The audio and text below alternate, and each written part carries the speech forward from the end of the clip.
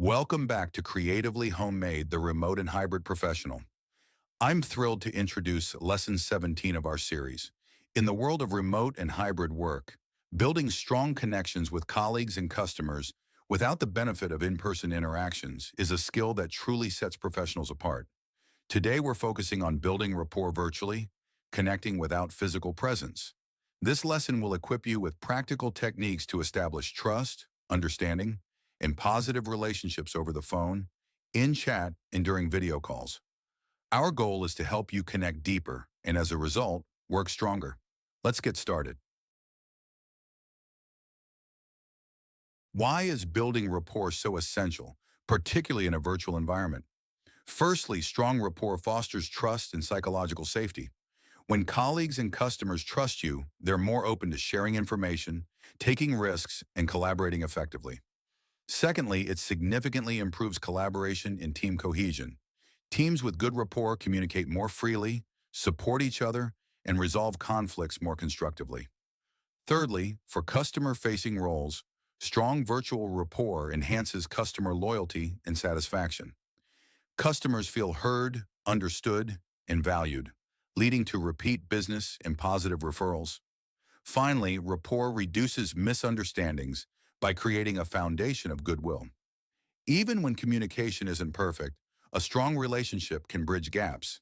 Investing in virtual rapport is investing in the success of every interaction. Our first key strategy for building virtual rapport is mirroring language and tone. This isn't about mimicking, but subtly reflecting elements of the other person's communication style. On calls, try to subtly match their vocal pace and volume. If they speak slowly and calmly, adjust your own pace slightly. If they're energetic, you can reflect some of that energy. In chats or emails, reflect common phrases or even emojis, emoticons they use, within professional limits. If they use thanks instead of thank you very much, you can adopt that. Also, align with their level of formality or informality. If they're casual, a slightly more casual tone from you can build rapport. This subtle reflection creates a subconscious connection, making them feel more comfortable and understood because you're speaking their language. Our second strategy for building rapport virtually is to actively find common ground. This goes beyond just work topics. Listen carefully for shared interests. Do they mention a hobby, a news event they're following, or a recent travel experience? Pick up on these cues. Ask engaging questions that go beyond the immediate work task, but always respectfully. How was your weekend? Or, are you enjoying the good weather? Can open doors. If appropriate, share relevant, brief personal anecdotes that relate to their interests. For example, oh, you're into hiking. I just got back from a trail near X. The key here is authenticity. Don't force it or fake interest. Genuine curiosity about another person's world, even for a minute or two, can forge a real connection, making the working relationship stronger and more human. Humor, when used correctly, is a powerful tool for building rapport. Our third strategy is to use appropriate humor. It can lighten the mood, especially during stressful times, and make interactions more enjoyable. It also builds connection and approachability, making you seem more human and less robotic in a virtual setting. However, extreme caution is advised. Be incredibly mindful of your audience and the context.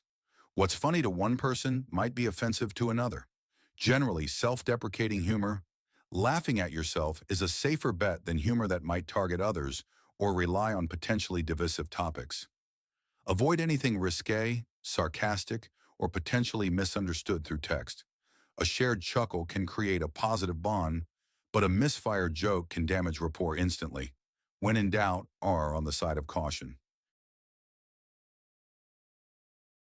As we've covered in previous lessons, active listening and empathy remain cornerstones of rapport, especially virtually.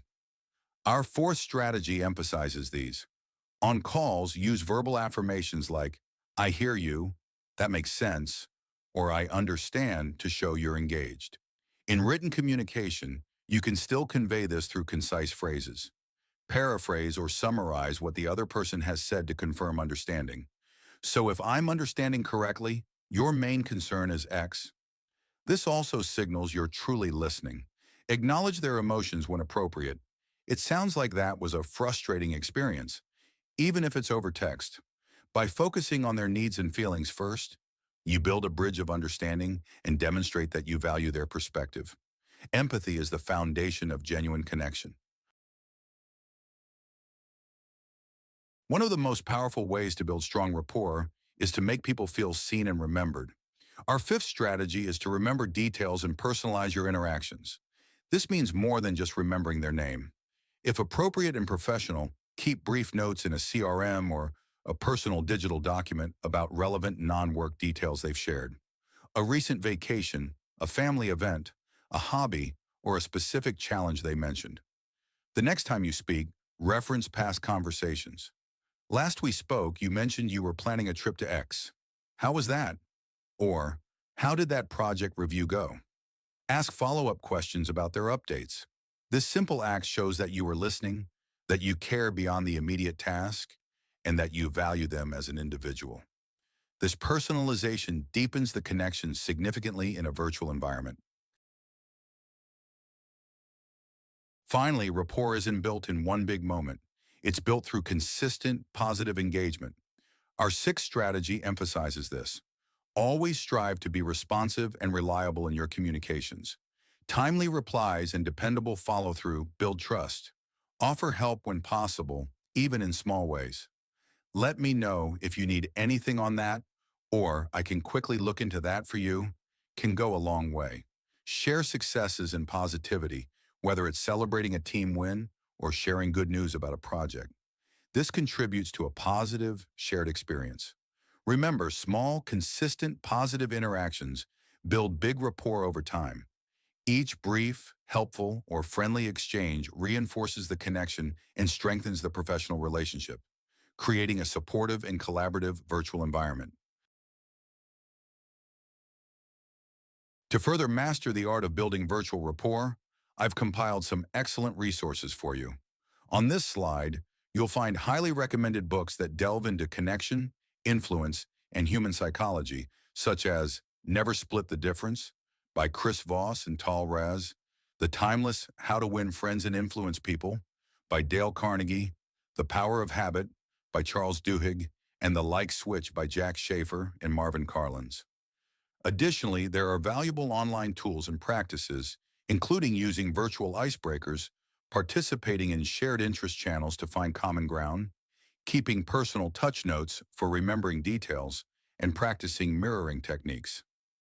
For all the full details and where to find these, please make sure to check the comprehensive description below this video. Let's bring it all together. Building rapport is truly the heart of effective remote communication. It strengthens your ability in Lesson 12, managing workplace conflict, fostering positive resolution. It ensures your Lesson 13, boundaries are received with understanding. It enriches the dynamic when Lesson 14, receiving feedback, and helps your Lesson 15, giving of feedback land effectively. And it beautifully amplifies Lesson 16, the power of positive language, making your positive words even more impactful. Now, Lesson 17, building rapport, integrates all these skills, allowing you to forge deeper, more authentic connections. You're building an authentically engaging professional presence that will help you thrive in any virtual setting. Your journey to connecting deeper and working stronger in the virtual world is well underway. I encourage you to practice mirroring language and tone and actively find common ground in your interactions. Remember to use appropriate humor to lighten the mood. Always listen actively and personalize your conversations by remembering details. And crucially, engage consistently and positively in all your communications. If you found this lesson helpful and want to continue building essential skills for your thriving remote and hybrid career, please subscribe to Creatively Homemade, the remote and hybrid professional. We're dedicated to empowering you in every aspect of your virtual work life. Thank you so much for tuning in, and I look forward to helping you connect deeper and work stronger.